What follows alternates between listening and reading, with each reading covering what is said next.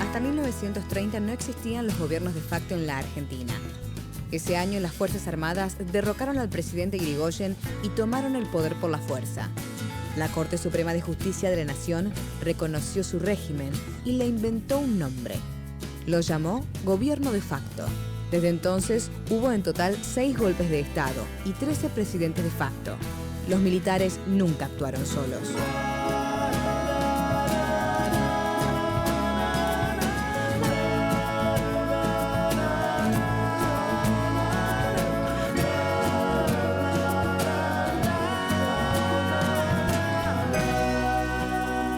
Esta serie cuenta la historia de esos hombres y de las corporaciones que los sostuvieron.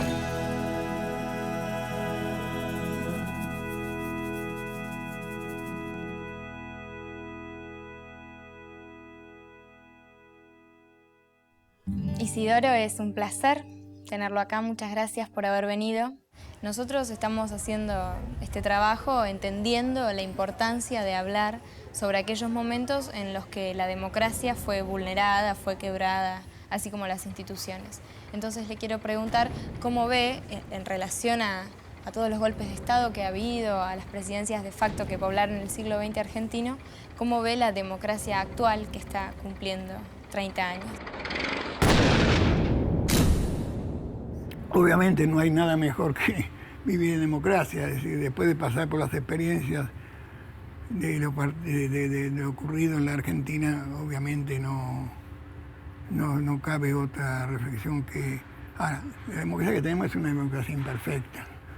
Hay un periodo de 30 años donde ha habido aciertos, cosas que han llevado para avances a la sociedad, como fue el inicio de los juicios a las juntas en la primera presidencia de Alfonsín, y atisbo de resistencia al Fondo Monetario durante el Ministerio de Economía de Grispum, y retroceso como fue la concesión del punto final de la obediencia debida, o más tarde con Carlos Menem, las amnistías a los responsables de las violaciones más atroces de los derechos humanos.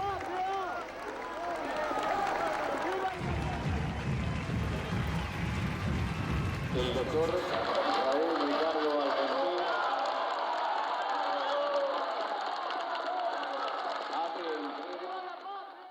Pero bueno, no hay democracias perfectas. Bueno, vamos a llegar a los 90 y ahí te quiero preguntar primero por el Pacto de Olivos, que me parece muy importante comprenderlo. En ese Pacto de Olivos hubo 2 elementos que, a mi juicio, 2 errores enormes que hay que revisar. Me alegro que me hayas preguntado esto, porque la Argentina necesita urgentemente rever la Constitución del 94. Porque en ese Pacto de Olivos, el acuerdo entre Alfonsín y Menem dejaba absolutamente al margen, era un acuerdo a libro cerrado, donde no podías discutir la parte dogmática de la Constitución. Porque la parte dogmática de la Constitución corresponde a 1853, una época en donde te permitía escribir muy suelto de cuerpo, lo que dice el artículo 22. En esta Constitución se establece que, comillas, el pueblo no delibera ni gobierna, sino por medio de sus representantes. Esto es un horror, ¿no es cierto? Pero un horror que se explica porque en el liberalismo de mediados del siglo XIX era obvio que el pueblo no deliberaba ni participaba. Hoy en día, seguir teniendo una constitución que diga el pueblo no delibera ni participa, ¿qué quiere? Un pueblo de autómatas. Claro. O como decía Antonio Gramsci, un gran teórico del marxismo, decía crear una sociedad de gorilas amaestrados, ¿no es cierto? Eso tiene que ser revisado, digo, si queremos tener una constitución para el siglo XXI. Y el segundo gran error, que nos está costando muchísimo en términos económicos, favoreciendo un saqueo, es el tema de que las riquezas del subsuelo argentino corresponden a los gobiernos provinciales. Eso fue un error carísimo, que lo estamos pagando hoy, y lo estamos pagando con muchísimo dinero, muchísimo dinero. Otro tema igual de grande, igual de importante, las leyes de reforma del Estado. ¿De qué se trató con estas leyes? Mira, básicamente con las leyes de reforma del Estado de lo que se trató fue de fundamentar primero la privatización a mansalva de todas las empresas públicas de la Argentina. Bueno, esto nos liquidó como sociedad. Absolutamente, desindustrializó, creó un nivel de pobreza enorme, desempleo gigantesco. Bueno, la reforma del Estado lo que hizo fue eso, facilitar la privatización. ¿Te das cuenta? Lo mismo la desregulación, todo el tema de los contratos basura, la precarización laboral. O sea, le dio un marco legal a este proceso de reestructuración neoliberal que la dictadura cívico-militar no había podido completar. Vos sabés que hay una cosa muy interesante. En el año 95-96, Martínez de Oz saca un libro muy interesante, no recuerdo el título ahora, pero el libro decía, bueno, finalmente Menem y Cavallo están haciendo lo que nosotros no pudimos hacer durante los años él no dice la dictadura, dice durante los años del proceso. Ahora, vos fíjate, es muy interesante, el libro ni bien salió, Cavallo mandó a hacer una operación gigantesca de las principales librerías del centro de la ciudad de Buenos Aires, levantando ese libro, que desapareció. Ese libro desapareció, no está más. Yo tengo una copia del libro y ahí está, en el prólogo, Martínez de Oz dice, esto es lo que nosotros quisimos hacer. Ahora fíjate, no lo pudimos hacer bajo el proceso y se hace bajo democracia. Pero este era el proyecto y Menem lo hizo, como decía el eslogan Menem lo hizo. Completó el objetivo económico de la dictadura cívico-militar. Lo que no pudo hacer Videla y lo que no pudo hacer Galtier y lo que pudo hacer Viola, lo hizo Menem. Es que me parece que se trata de entender que la democracia es fundamental, digo. Absolutamente. Si no fuera algo absolutamente imprescindible, la derecha no gastaría tanto tiempo en romperla. Pero evidentemente no es garantía de que la vida social funcione incluyendo a las mayorías. No, claro, nosotros tenemos que, a partir de la experiencia argentina, creo que, en primer lugar, una defensa a rajatabla del ordenamiento democrático. Por más defectuoso que haya sido a lo largo de los 30 años en algunos momentos, pero digamos, no podemos tener la menor duda. Por eso digo, tal vez volvemos a eso después, la ley de medios es absolutamente fundamental.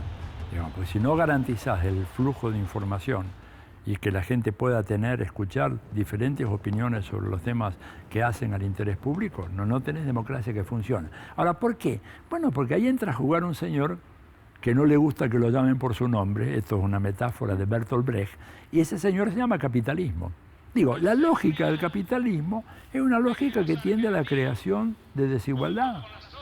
En la Argentina, en Chile, en Uruguay, en Brasil, en Estados Unidos. Claro, ellos naturalizan esto. Dicen, fíjate, te le dicen, bueno, esta es la forma natural como organizar la economía, lo cual es absolutamente falso.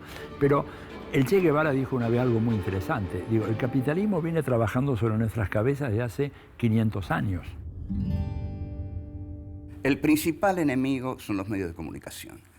El partido político de la derecha son los medios de comunicación. Lo que quiere esta gente es que le dejen libre el mercado. Si le dejan libre el mercado, se lo devoran y el mercado es de ellos. Al ser el mercado de ellos, el mercado es antidemocrático. Y lo que quieren para devorarse el mercado es que el Estado no intervenga. Entonces, mercado libre y Estado mínimo es todo lo que piden fundamentalmente la derecha. Acéptate por esposo. Y aquí es donde entra también el entretenimiento. Sí, la represión a través del entretenimiento, ¿no? Porque la represión no es castigo, palos, torturas, no. La represión es goce también. Sí. Yo te someto, te reprimo, dándote lo que vos crees que te gusta más. Pero yo ya te convencí de que eso te gusta más y de que no hay otra cosa. Entonces se crea personajes como Doña Rosa, que es tan tonta como quiere el emisor que lo sea. Entonces dice, yo hago televisión para Doña Rosa, que bueno, es una mujer muy sencilla. Mentira, Doña Rosa puede entender cualquier cosa. Entonces, si a Doña Rosa yo toda la vida le doy lo mismo, va a ser toda la vida Doña Rosa. Pero en toda persona existe un quiebre en algún momento de su vida. Y hay que facilitárselo, hay que luchar por un quiebre de nuestra gente, que diga un día, esto es una porquería, esto es basura.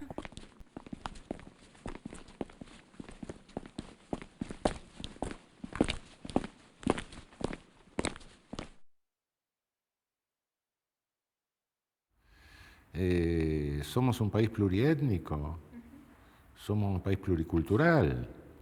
Lo que no podemos olvidarnos en esta época de revolución comunicacional, lo que no podemos perder de vista es el riesgo a esterilizar toda esa riqueza con una homogeneización a través de medios masivos monopolizados u oligopolizados.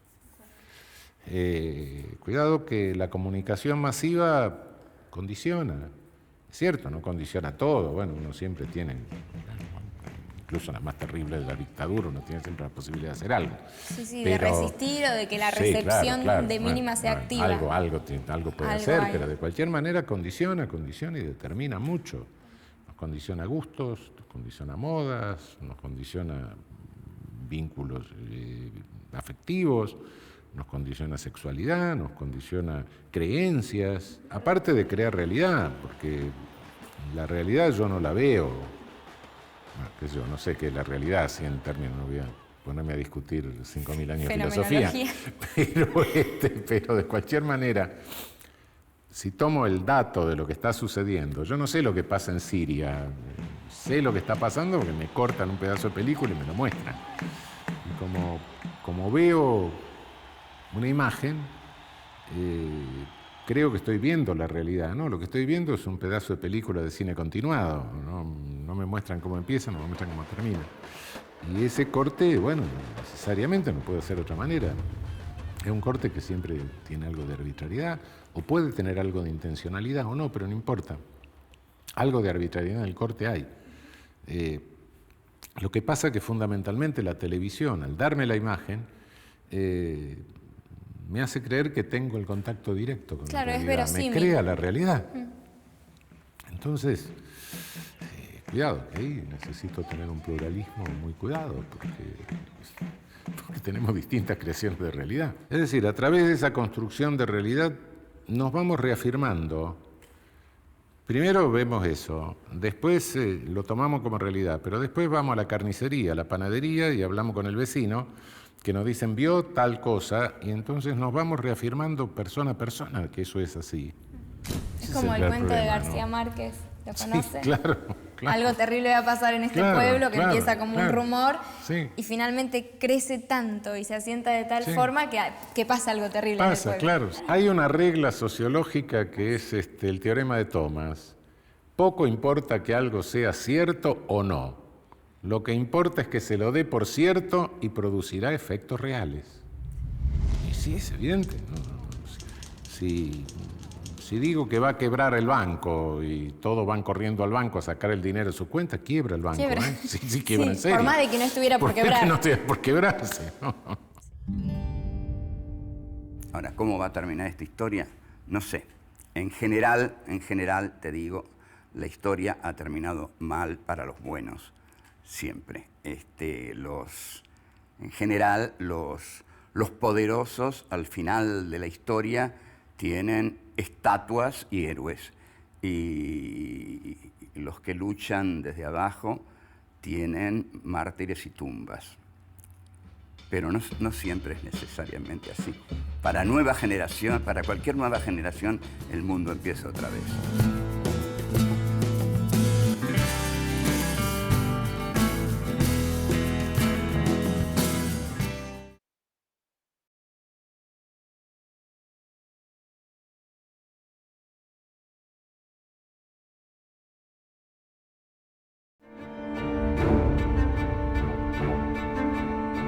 Habiendo hecho una descripción somera de la década del 90, entendiendo cómo se privatizó, cómo se achicó el Estado, cómo esto sin duda repercute en la educación y en la salud, que pasan a no estar a disposición de la mayoría de la población, llegamos a lo que se ha llamado el estallido del 2001, esta crisis social profunda.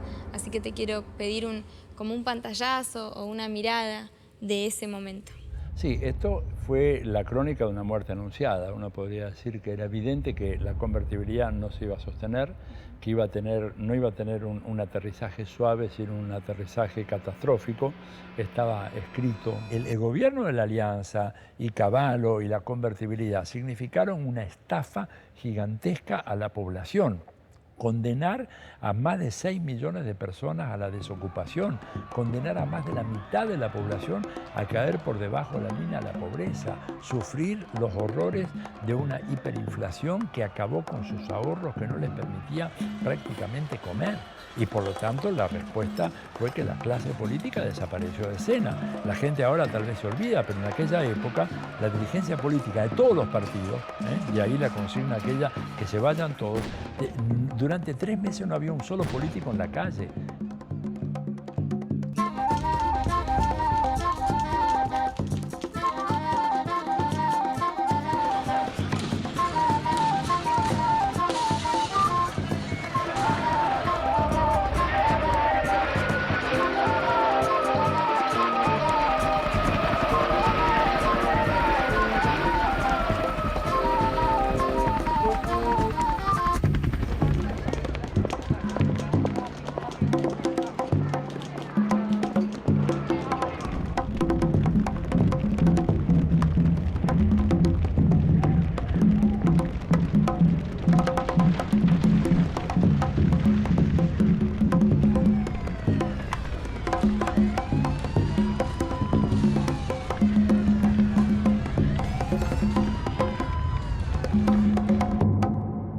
Que salimos de una catástrofe gigantesca. Y ahí viene, bueno, el periodo de recomposición un poco del orden político y finalmente la elección de Néstor Kirchner en el 2003, ¿no es cierto?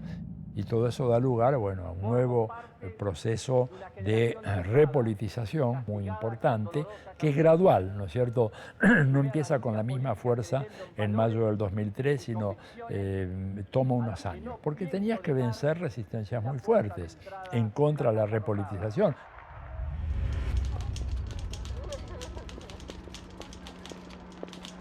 Y acá en Argentina de a poco se va produciendo esa repolitización que tiene que ver con dos hechos, uno notable, que es la celebración del bicentenario de nuestra independencia, y otro luctuoso, que es la muerte de Néstor Kirchner, ¿no? Y eso produjo una eclosión de participación, sobre todo juvenil, y de repolitización, que es muy importante, y me parece que es un signo muy positivo.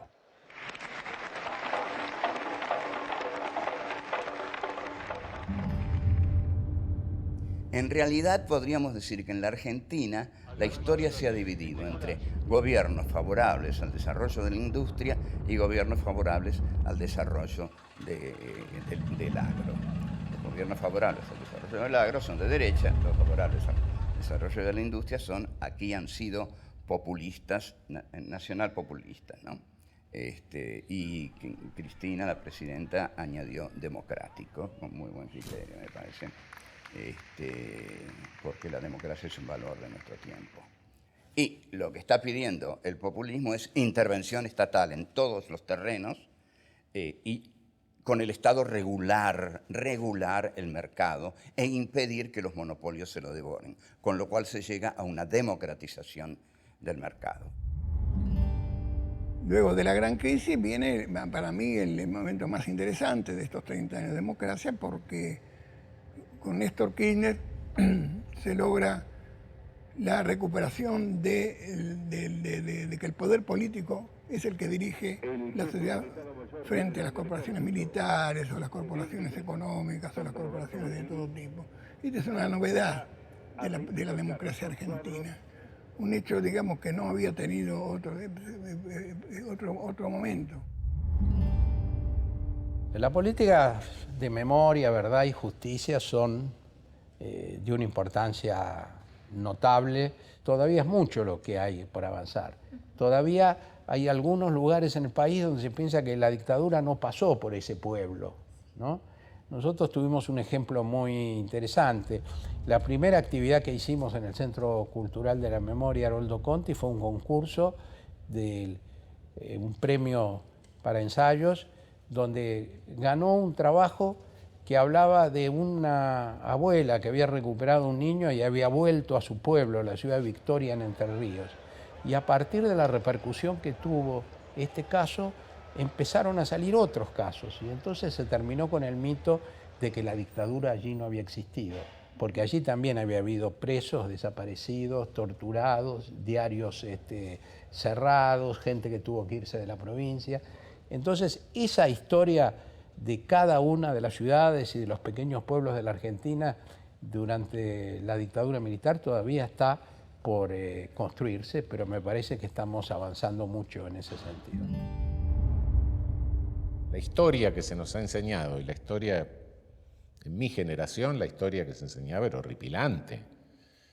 Aparte, en las clases más aburridas del mundo, uno tenía que acordarse de una serie de cosas, la versión mitrista de la historia. No nos damos cuenta de cómo se ha reelaborado, afortunadamente, y cómo se ha puesto en discusión la historia en las últimas décadas, pero eso recién hoy está llegando, en los últimos años está llegando a nuestra enseñanza, fundamentalmente a la primaria, a la secundaria. Se nos van cayendo algunos mitos, van apareciendo algunos nombres que estaban borrados, que estaban ignorados. Sí, efectivamente, sí. Ha habido un fenómeno que realmente, sobre lo de la última dictadura, que creo que es definitorio y que creo que es el mérito que le tenemos que reconocer a Alfonsín, que fue el juicio a las juntas. Sin el juicio a las juntas no podríamos estar haciendo esto, porque el juicio a las juntas fue el que puso en claro lo que había pasado. Si a las mujeres que se lo merecen, hay que dárselos en vida. A la vuelta de los años, habiéndose cumplido 30 años del retorno a las urnas, en el caso particular del juzgamiento del pasado reciente, la cuenta final te da que esta es la sociedad más avanzada del mundo en términos jurídicos y de movilización popular respecto del juzgamiento de esas atrocidades. Me parece que no hay que perderlo de vista. De manera que yo quiero rescatar el papel que ha tenido la parte significativa de la sociedad argentina. Las madres son significativas. Las madres, las abuelas, los organismos son decisivos a la hora de la estructuración de un relato, de una política, de la consecuencia en la búsqueda de un logro. Me parece que esto ha tenido una incidencia fuerte en la sociedad. En primer lugar, creo en relación a los juzgamientos. Es decir, me parece que sigue habiendo una mayoría social que considera necesario seguir avanzando en los juicios, a pesar que hay a veces ciertas formas ciertos discursos que introducen la idea de terminar con los juicios de un modo muy poco claro, ¿no? Como diciendo, bueno, ya hay demasiados condenados, no nos vamos a pasar toda la vida, no queremos incertidumbre, como si vos o yo tendríamos que tener alguna incertidumbre. Incertidumbre tendrán los que todavía están esperando para ser juzgados, ¿no? Pero que las políticas de juzgamiento a los responsables se sigan llevando adelante es una condición para darle sentido a todo lo otro, porque imaginemos qué absurdo sería estar hoy haciendo un espacio de memoria en la ESMA si no estuvieran condenados los que hicieron de eso un lugar emblemático del horror. Como presidente de la Nación Argentina, vengo a pedir perdón del Estado Nacional por la vergüenza de haber callado durante 20 años de democracia. Y hablemos claro, no es rencor ni odio los que nos guía y me guía, es justicia y lucha contra la impunidad. Y a los que hicieron este hecho tenebroso y macabro de tantos campos de concentración como fue la ESMA, tienen un solo nombre: son asesinos repudiados por el pueblo argentino.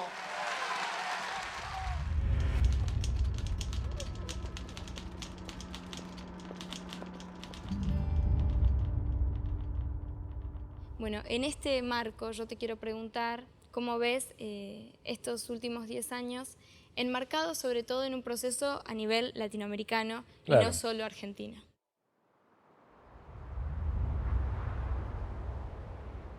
Primero, digamos que yo quiero marcar el hecho de que en este país, a diferencia de cualquier otro, se ha logrado enjuiciar y castigar a los culpables de la represión y del genocidio.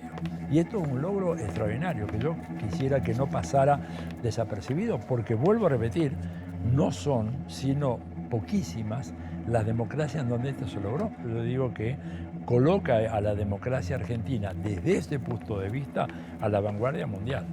Es decir, y somos un ejemplo para todo el mundo, ¿verdad? Juicio y castigo a los represores.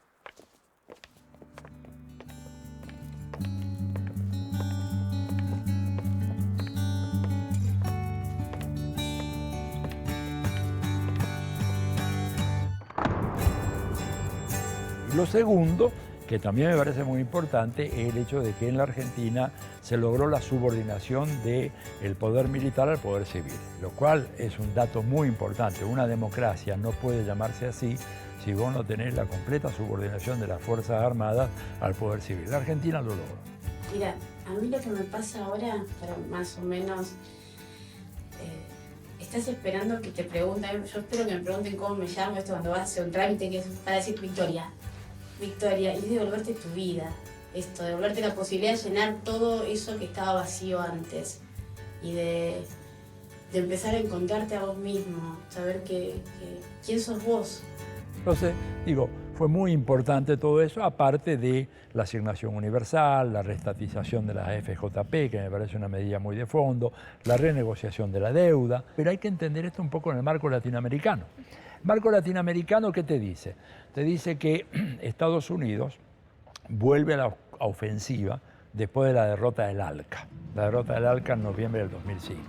Estados Unidos tiene una conducta típica que cada vez que le va mal en otras partes del mundo, refuerza su presión sobre América Latina. ¿Por qué? Porque para ellos, aunque digan lo contrario, América Latina es la región más importante del mundo. Hay una ofensiva destituyente, que por supuesto la derecha te dice que no existe, pero basta con leer los diarios para darte cuenta la campaña permanente de desprestigio de los gobiernos de izquierda y los gobiernos de centro izquierda de América Latina. El Lula lo ha dicho con todas las letras. Dice, cuando mi prensa critica al gobierno, ejerce la libertad de prensa. Cuando el gobierno se defiende de las críticas de la prensa, hay un ataque del gobierno a la libertad de prensa. El otro puede mentir y eso es libertad de expresión. Si yo digo es una mentira, estoy censurando a la prensa, dijo Lula. Bueno, lo estamos viendo en toda América Latina. Entonces, en ese contexto, muy difícil la tarea de perfeccionar las instituciones democráticas, pero hay que seguir dando la batalla hasta el fin. Termino con esta frasecita. El 10 de febrero del 2012 tuve la enorme suerte de estar en una reunión informal que organizó el comandante Fidel Castro en Cuba. Una reunión que se programó para 1 hora y media y que Fidel la estiró a casi 10, ¿verdad? Sería largo contar los detalles. En un momento determinado uno le dice, bueno, pero comandante, ante este cuadro tan preocupante de la escena internacional, ante esta renovada agresividad, tenemos 76 bases militares norteamericanas en América Latina. Yo le pido a los televidentes que piensen, 76 bases militares norteamericanas en América Latina. ¿Para qué son?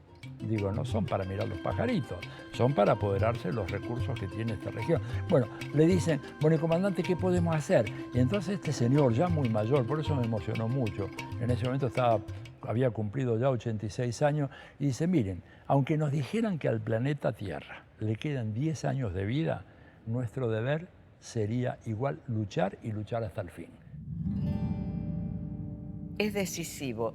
Este es un periodo decisivo en la historia de América Latina, porque nuestro destino ahora es recolonización o independencia. Así que tenemos un camino que tenemos que enfrentarlo sabiendo de lo que se trata. El pueblo quiere saber de lo que se trata.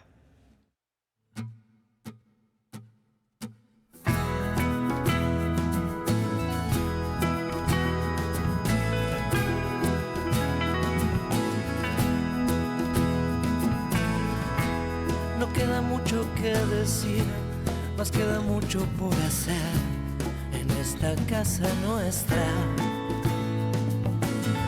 Primero dejar de matar, segundo dejar de mentir, y por algo se empieza. Y el viento del sur nos hará temblar, y las ventanas del frente se abrirán, y la ciudad será un poco nuestra. Y las ventanas del frente se abrirán, y la ciudad será un poco nuestra.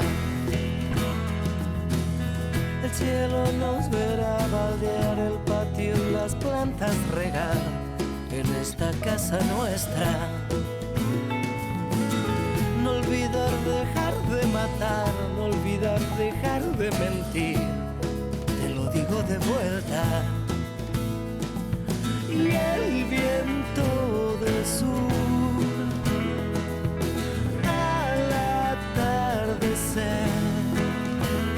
Mi nombre es Estela Barnes de Carlotto, soy presidenta de la Asociación Abuelas de Plaza de Mayo.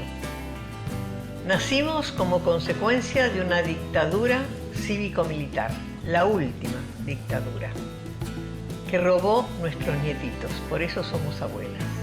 Si tenés una duda sobre tu identidad, acércate a Abuelas, que te vamos a ayudar con amor, comprensión para tu libertad.